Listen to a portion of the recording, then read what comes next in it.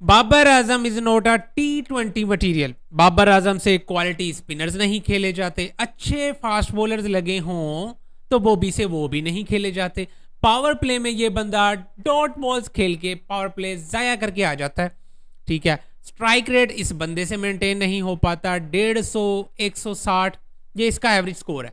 इससे ऊपर बाबर आजम की पहुंच ही नहीं है। 200 तो नहीं भाई, बाबर आजम करीब करीब ही नहीं जा पाता 200 के। ठीक है, यही वो बंदा है आज की। इसकी अगर इनिंग आप उठा के देख लो, इस बंदे ने उन सारे सिलेक्टर्स के और जो जो ये बातें करते थे सबके बूथों पे वो जो इसकी सेलिब्रेशन थी ना आज वाली, जो हार्डी ने आके इस बंदे को पहले पकड़ लिया था और ये बंदा कह रहा था कि छोड़ मेरी जान, मैंने हवा में पंच मारना है, मैंने बेसिकली उन सबको मारना है जो ये बातें करते थे कि ये तो T20 का बंदा ही कोई नहीं है, इसका T20 से कोई लेना देना वास्ता ही कोई नहीं है। इसी बंदे को हमने एशिया कप में ड्रॉप कर दिया, वर्ल्ड कप में हमने इस बंदे को 2 डाउन पोजीशन पे खिलाए रखा। ठीक है, अब वो अपनी जगह पे खेल रहा है, वो कप्तानी भी कर रहा है, ना कप्तानी का प्रेशर फील हो रहा है उस बंदे को, ना उस बंदे से कोई ओपनिंग वाला को मसला उसको हो रहा है कि जी ओपनिंग पे जाके वो जिन्हें यहाँ बॉल लगा होता है पावर प्ले में बाबर आजम बड़ा फंस फंस के खेलता है तो 2 डाउन पे घसीट दो। हमें तो ऐसे वैसे कोई मसले नजर नहीं आ रहे। कब से पता नहीं हम पिट रहे हैं कि भाई साहब ये एंकर प्लेयर है, ठीक है, इसको ओपनिंग पे भेजो, साथ इसके दूसरा कोई भी भेज तो वो आते जाएंगे खेलते जाएंगे। अभी सारे बातें करने बैठ जाएंगे कि भाई साहब बाबर आजम को इतना क्रेडिट नहीं जाता जितना कुशल मेंडिस को जाता है। ठीक है भाई साहब, उसको भी क्रेडिट जाता है, लेकिन जब जब देख लो कि 200 स्कोर पड़ा है वो भी दूसरे एंड पे खड़ा है, जब जब 200 स्कोर पड़ा है वो भी दूसरे ही एंड पे खड़ा है। ये आप देखते हुए आओ पाकिस्तान टीम की तरफ से, ये आप देख लो PSL में, जहां मर्जी देख लो, और इस बंदे की पार्टनरशिप देख लो कुशल मेंडिस के साथ। यही पार्टनरशिप करने वाला अगर हमारी पाकिस्तान टीम में से कोई निकल आए बॉबी के साथ, तो क्या हम मैचेस ना जीते? अब 250 नहीं पड़ रहे, अब भी तो वही बॉबी है ना जिसको आप कहते थे कि भाई साहब ये तो 200 ही नहीं कर पाता। और रिकॉर्ड सेंचुरी की है इस बंदे ने, पहले भी इसी बंदे के पास रिकॉर्ड था कि 0 डॉट बॉल के साथ इस बंदे ने 50 की थी, और आज इस बंदे ने 1 डॉट बॉल के साथ सेंचुरी की है। ये जो हमारे साहबजादा फरहान को हम लेके गए हुए थे, वो जी बड़ा इंटेंट वाला प्लेयर है, बड़े जी अच्छे स्ट्राइक रेट के साथ, ठीक है अच्छा खेलता है हमें भी पता है, लेकिन ओवरऑल इसका भी स्ट्राइक रेट उतना ही था जितना कि बॉबी का है।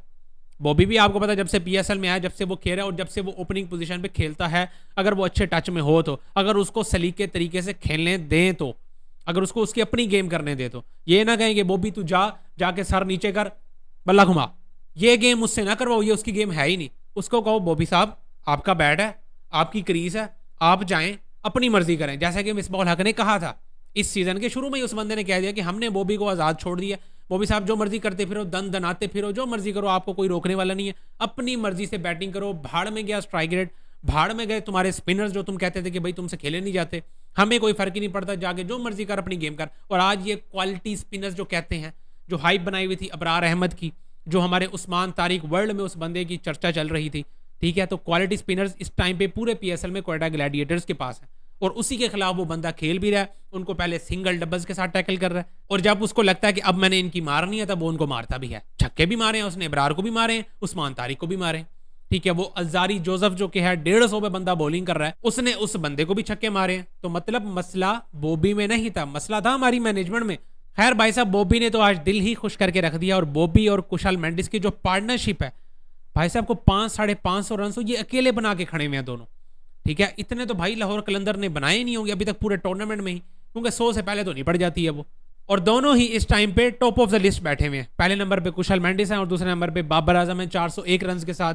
कमाल की बैटिंग कर दी है बॉबी ने आज, लेकिन जो ओपनिंग पोजीशन पे आके हारिस ने कुछ छोटा सा जो कैम्यू खेला है वो भी बड़ा एंटरटेनिंग था यार। पहले ओवर में जो उसने जहांदाद खान की तबीयत फ्रेश की है ना, 2 पुल पे छक्के, फिर वो जो एक इधर बैकफुट पंच पे जो मारा है ना, मजा आ गया। मजाक से अलावा उसकी भी वो छोटी सी कैम्यू देखने का, और जो नीचे से फिर फरहान यूसुफ ने और अरुण हार्डी ने, कि हार्डी की इनिंग तो जाए भाड़ में, ये जो हार्डी हमारे बॉबी को रोक रहा था, मतलब बॉबी आपको पता इतना भरा पड़ा था अंदर से, और उसके फैंस भी इतने भरे पड़े थे कि भाई बॉबी तू एक दफा सेंचुरी करो, और मैं कहता हूँ उड़ उड़ के वो जो हवा में पंचेज मारते हैं ना वो तू मार। और ये हार्डी का बच्चा जाके उसको पकड़ के खड़ गया यार। बॉबी बेचारा उसको कह रहा है भाई मेरी जान छोड़, मैंने जाके इन सेलेक्टरों के बूथे पे मारनी है जिन्होंने मुझे मुझे यानी मुझे टीम से बाहर करके रखा हुआ था इन्होंने एशिया कप में, और उसके बाद वर्ल्ड कप में मुझे मेरे नंबर पे ही नहीं खिलाया। जरा मुझे इनको बताने दो कि भाई साहब T20 का असल अबू है कौन। भाई साहब मैं पहले भी कह रहा था, मैं अभी भी यही कह रहा हूँ कि बाबर आजम इस टाइम पे पाकिस्तान में भाई एंकर प्लेयर अगर आपने ढूंढना है ना, तो चुप करके बाबर आजम को डाल दो। इसको कहते हैं एंकर प्लेयर। वो जो तुमने आगा जी को बीच में डाला हुआ था ना, उसकी हालत देखी हुई है पूरे PSL में। उस बंदे की पूरे मैं कहता हूँ T20 के कैरियर उठा के देख लो, 5 से 6 इनिंग्स से ऊपर अगर कोई इनिंग निकल आई ना उस बंदे की, मुझे पकड़ लेना आगे। या उसने अपने कैरियर के स्टार्ट में जब हमने उसको न्यूजीलैंड भेजा था टूर में उसको कप्तान बना के, तब उसने कोई 1-2 इनिंग्स खेली थी, या फिर उसने कोई बांग्लादेश के खिलाफ पता नहीं ये जो हमारी घर पे सीरीज हुई थी तब उस बंदे ने मारा है। पूरा एशिया कप फ्लॉप, पूरा वर्ल्ड कप फ्लॉप, और अब ये पूरा पीएसएल हो चुका है उस बंदे को फ्लॉप होते होते। लेकिन नहीं भाई साहब, हमारी पाकिस्तान क्रिकेट टीम की जो मैनेजमेंट बैठी हुई है पढ़ी लिखी, उनको भी यही लगता था कि जी आगा जी ही हमारे T20 के राह हल निकालने वाले। और हमारे जो काफ़ी ज़्यादा इन्फ्लुएंसर्स बैठे हुए हैं पाकिस्तान में, वो तो आगा जी के नीचे बात ही नहीं करते थे कि बस जी आगा जी हैं, सब कुछ इसी ने ही हमें वर्ल्ड कप उठा के दे देना है बस। कोयटा के बैटर्स 250 चेज करने आए हुए थे या गार्डन में घूमने आए हुए थे? 250 स्कोर बोर्ड पे लगा हुआ है और ये शहजादे 100-120 के स्ट्राइक रेट पे घूमते फिर रहे हैं, मतलब गार्डन में ही आए हुए हैं। एक मिडिल ऑर्डर में अगर जैकब की इनिंग्स निकाल के साइड पे कर देना तो कोयटा से 100 भी नहीं हो रहा था। इस हिसाब की बॉलिंग की आज पेशावर ज़ल्मी ने, और जो अली रजा ने बॉलिंग कर छोड़ी है ना यार। नहीद राणा को तो हम सारे बातें कर रहे थे, बासित अली भी बातें कर रहे थे, इवन के कमरान अकमल भी बातें कर रहे थे कि भाई नहीद राणा जब जाएगा तब इनकी बॉलिंग का पता चलेगा। और भाई साहब अली रजा ने तो भाई महसूस ही नहीं होने दिया, उस बंदे ने 150 पे ऑलमोस्ट बॉलें मारी हैं, 149 148, तो मजाक बनाया हुआ था। कहाँ है वो जी हमारे हारिस रऊफ साहब जो बातें करते थे, बेसिकली अब उनसे पैसे निकलती कोई नहीं है। अब वो रहे ही 145 के ही बॉलर गए हैं, अब उनसे 150 वाली उम्मीद रखो ही ना। अब वो बैठ के बातें करते हैं कि जी स्लो वन भी करनी चाहिए, वेरिएशन होनी चाहिए।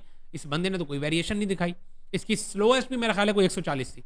इस हिसाब से इस बंदे ने बॉलिंग किया और इसने विकेट को प्रॉपर यूज किया। मतलब पहली इनिंग में 250 पड़ रहा है जिस विकेट पे, उसी विकेट पे ये बंदा 3 ओवरों में सिर्फ 9 रन दे रहा है और 14 डॉट बॉल करवा के खड़ा हुआ है। 14 डॉट बॉलें, बाबर आजम ने 100 किया और उसने 1 डॉट बॉल खेली है। ये फर्क देख लो भाई साहब बॉलिंग का। और पेशावर ज़ल्मी के बारे में तो भाई साहब यही है कि कत्ले आम कर रहे हैं, ये बिल्कुल ज्यादतियां कर रहे हैं ये बाकी टीम्स के साथ। पीएसएल में खेलने के लिए आ तो गई है ये वाली टीम, भाई ये कोई हिसाब किताब नहीं है, ये कोई तरीकाकार नहीं होता, सबको लेके चलना पड़ता है।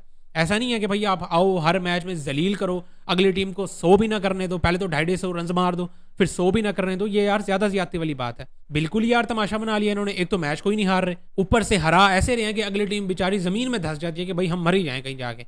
ऐसी कोई तबीयत से मार रहे हैं हर टीम को। खैर भाई साहब ज़ल्मी इस टाइम पे टॉप ऑफ द लिस्ट बैठी हुई है, टेबल टॉप करके बैठी हुई है। और भाई जैसी क्रिकेट खेल रही है टेबल टॉप, क्या मैं कहता हूँ टेबल टॉप के ऊपर से भी अगर कोई जगह है तो उन्होंने वो भी कर लेनी है। बाकी यार आप लोगों को कैसी लगी बाबर आजम की इनिंग्स और पेशावर ज़ल्मी की परफॉर्मेंस? मुझे तो यार यकीन करो ओवरऑल देख के बड़ा मजा आया। मोहम्मद हारिस की इनिंग्स देख लो, ऊपर से नीचे से अरन हार्डी ने भी अच्छी शॉटें मारी हैं। बाबर आजम की इनिंग्स तो एक्सेप्शनल है ही, कुशल मेंडिस नहीं हाथ आ रहा।